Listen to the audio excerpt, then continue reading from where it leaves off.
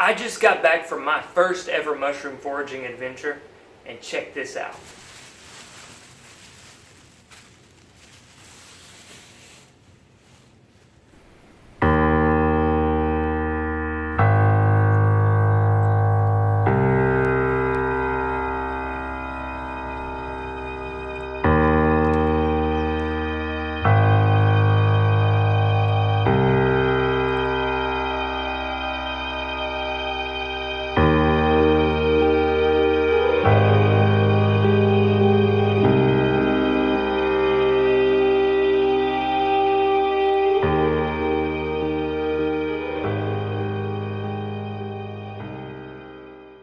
I have never considered eating any wild mushroom that I've ever found. I've always thought it's just too risky because I really don't know exactly what I'm looking for. But I was out hiking in the woods yesterday and I found a spot that had a lot of chanterelles, and it was so tempting to pick them and bring them home.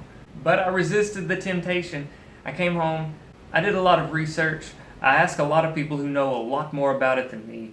I did some more research, and then finally I decided to go back and pick me some chanterelles. And from what I understand, it's really difficult to identify a chanterelle down to the species level. They're just too similar. But I do have a couple of different kinds here for sure. Most of what I found are smooth chanterelles, but I also found a few that have gill structures. Now these smooth ones, I am very confident in my identification on those. It's the gilled ones, or the ones that have gilled structures, that I'm more concerned about. Chanterelles aren't supposed to have true gills, but I'm still not completely confident in my ability to tell a true gill from one of these gill structures. And there is supposed to be a false chanterelle, a chanterelle look-alike, that may or may not cause an upset stomach from what I've read. But they have true gills. So on these, I'm not as confident about my identification. However, I have asked the experts on it, and they are very confident that these are also chanterelles. So now what we're going to do, I'm going to carry these over to the sink, and we're going to wash these things up, clean them up. This is the first time I've ever tried it, so I don't really know what I'm doing. Hopefully, some of you watching will be better versed in collecting wild mushrooms, and you can kind of school me on it a little bit down in the comments section. And then I'm going to try to maybe cook a few of these up, see what they taste like, and prepare the rest to go in the freezer.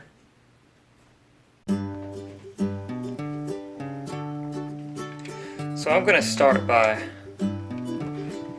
dropping these things in a little bit of water.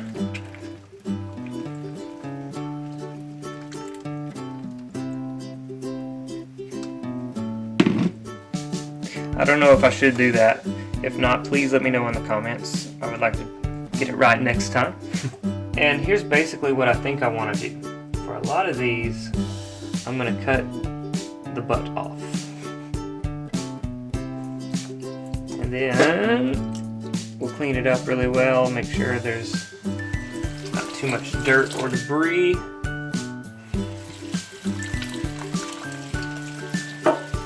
Cut off any spots that don't look awesome. And then I'm going to split them. Check the stems and see if there have been any bugs in there. This one looks really good.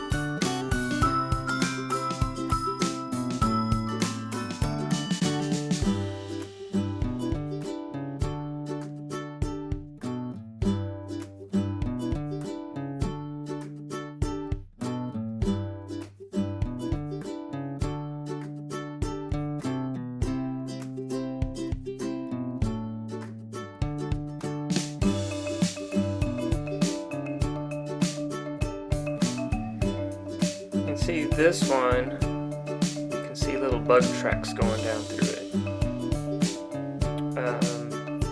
I've seen some worse than this. I've seen some not quite this bad. The ones that aren't so bad, let's see how this works. I've just been kind of taking my knife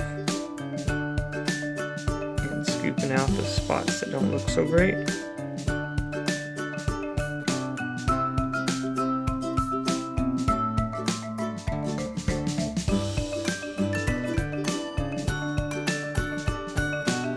There. Okay.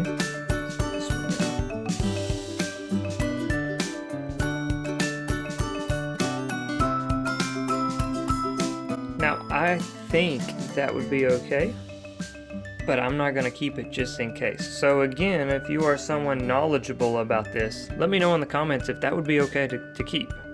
I kind of think it would be, but just to be on the safe side, we're going to kind of toss it over here.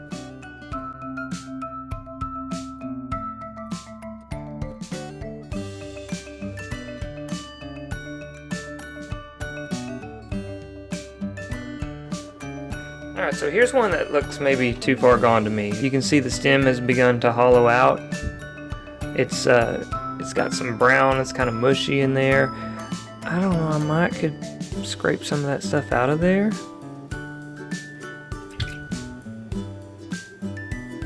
Right? I mean,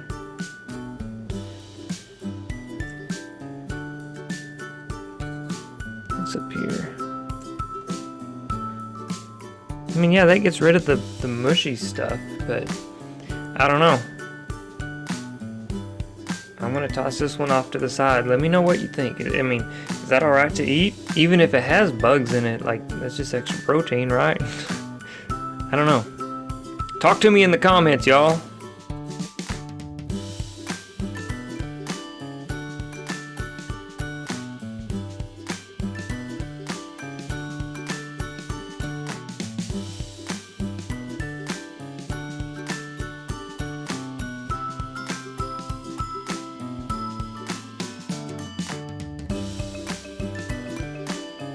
Here's one of my larger ones. This one. Oops. This one was a pretty big one. When I first started, these were the size that I was finding. So I just kind of figured that's about the average size. And then I started finding some that were, I don't know, a little bigger. And I thought, so they get a little bigger than that, huh? And then I started finding some like this. So next time I go out, I'll have a better idea of what to really look for. So from what I've read, you don't really want to dehydrate chanterelles. It said that it causes them to kind of lose their flavors. So instead, what we're going to do, we're going to saute them minus the butter. We're going to put them in some freezer bags and drop them in the deep freeze. But before I run out, I'm going to take the last few. I'm going to throw in some butter and some garlic, saute them up, and give them a try. Because although I'm pretty positive that they are chanterelles, my wife will not try them until after I've given them the first test. Alright, so we're going to be cooking over a medium heat. We'll start off with just a few to give it a test. And what I read said that you want to kind of dry saute them until they begin to release their juices and then reabsorb them again. It said it should be somewhere around 5 to 10 minutes.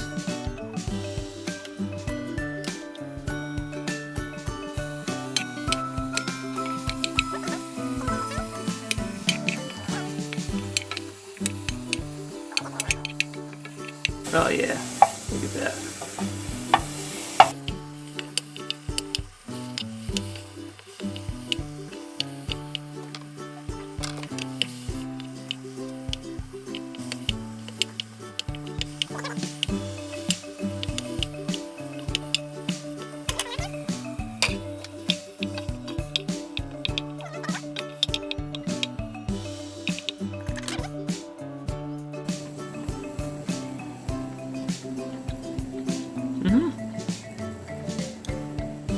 Not bad.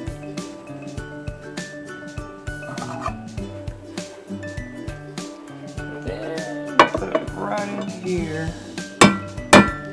Let them cool down. Put them in the freezer. Well, that worked pretty well. Let's do some more. Let's see how we do with these mini. That's most of the rest of them. I might have overdone the pot there. We'll find out.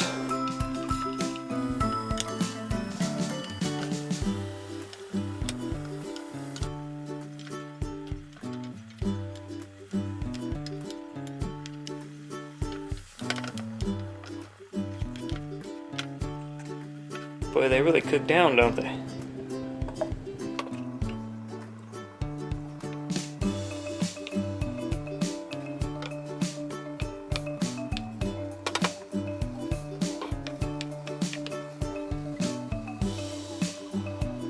And I think we're just about ready to go here.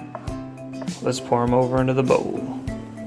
All of those chanterelles cooked down to this.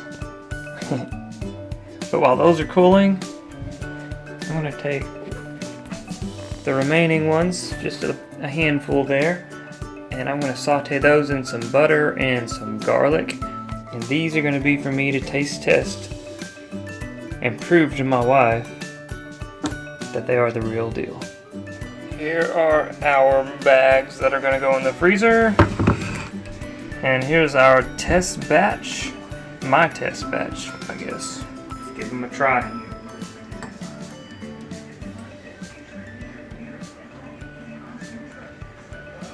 Pretty good. Definitely worth the trouble. I guess now we wait. If I got this wrong and they end up making me sick, I'll let you know. Pretty good. Thanks for watching. I really hope you enjoyed it. If so, hit that like button. Don't forget to subscribe and ring that notification bell so you'll know when to come back for more daily, sustainable living. And if you're a content creator, then I recommend checking out steemit.com. It's a social media platform where your hard work and creativity pays off in a cryptocurrency called Steem. If you're interested, I'll leave a link down in the show notes. Hope to see you there.